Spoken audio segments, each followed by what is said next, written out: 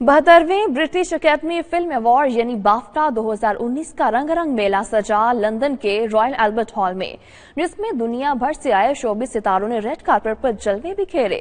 रोमा ने बेहतरीन फिल्म का अवार्ड अपने नाम किया, जबकि दी फेवरेट ने मुख्तलिफ कैटेगरीज में 7 अवार्ड अपने नाम किए। ये रिपोर्ट देख लीजिए।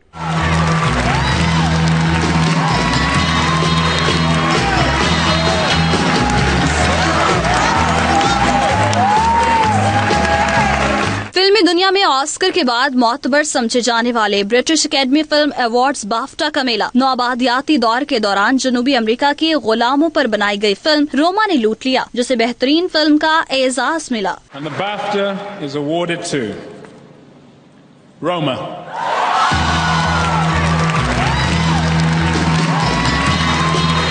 बेहतरीन डायरेक्टर का अवार्ड भी रोमा फिल्म के डायरेक्टर अल्फोंसो क्यूआरॉन के नाम रहा।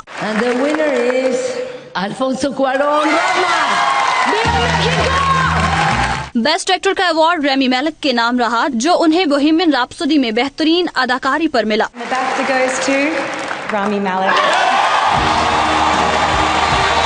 दी फेवरेट में मलिका का किरदार बाखूबी निभाने पर बरतानवी अदाकारा ओलिविया कॉलेमन बेहतरीन अदाकारा का अवार्ड ले उड़ी।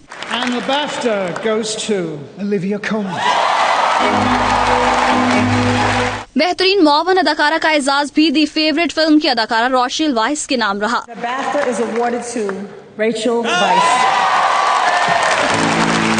दी फेवरेट और रोमा ने मुख्तलिफ कैटेगरीज में बिलतरतीब 7 और 4 अवार्ड्स अपने नाम किए। अमूमी तौर पर जो फिल्में बाफ्टा में कामयाब होती हैं, ऑस्कर अवार्ड्स में उनकी कामयाबी के इम्कानात ज्यादा होते हैं।